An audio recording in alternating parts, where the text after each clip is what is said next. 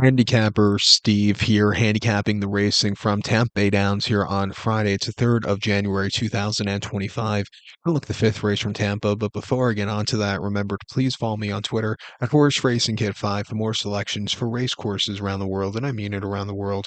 Let's look at the fifth from Tampa, which is a launch optional claimer, purse $54,500. Races for Phillies Mares, 4-year-olds and upwards, never went through races. Optional claim price here of 100 grand. Field of 8 horses going 1,600 meters or a mile on the Tampa turf course. Going to take the one horse Ozera as a top selection. We're going to go 1-8-4-6 in the superfecta.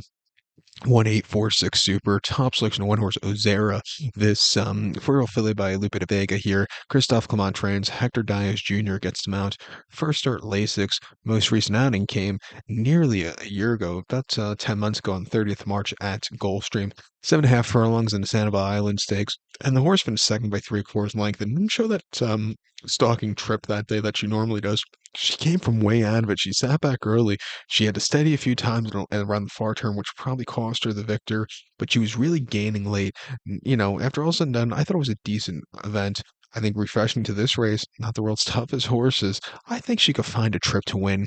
She ran two back, and Here Comes the Bride at Gulfstream, 1 mile on the 2nd of March, and she finished third by 2 lengths that day, and she should have won. She stalked that day. She had a bit of a wide trick, but maybe cost her. She had the lead by a lot. She got caught in the lane by Pounce, who pounced on her late, but she ran her heart out that day. And then last year's Ginger Brew, nearly a year ago to the day at Gulfstream over the mile, won by 2 1/4 lengths from a dream tracking trip. She flew home clear, and then she won the wait a while at Gulfstream, going 7.5 last December quite easily, also from a tracking trip. Refreshing here, training well paced, and this is a very logical spot for her to get the return victor. I think the 8-horse sensitivity for Marin and Jose D'Angelo Quinn also was a winner in mid-June, at the end of June at Monmouth, going a mile 16th in the Lowndes race, winning by a length that day, closing up in the back of the pack. She saw a good pace to close up into, and she went away with it. Very strong race for her that day. Prior to that, over the mile 16th in the Lowndes race at Monmouth on the 2nd of June, she finished third by 3 lengths that day, and she sat back early, a little bit. She closed up on the rail late.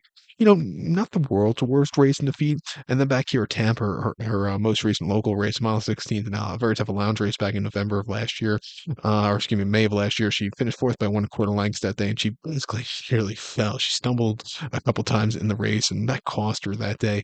But she won on this turf course in the Lowndes race back on the 25th of November of 23, winning by a length that day, closing up from mid-pack. She really took off clear. That was a very strong run. She's run races great on this turf course.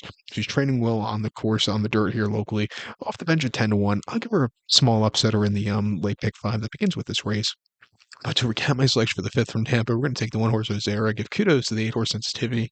1-8-4-6 super, 1-8 in the multi race. So good luck to them. Please follow me on Twitter at Horse Racing Kid 5. Good luck, everybody.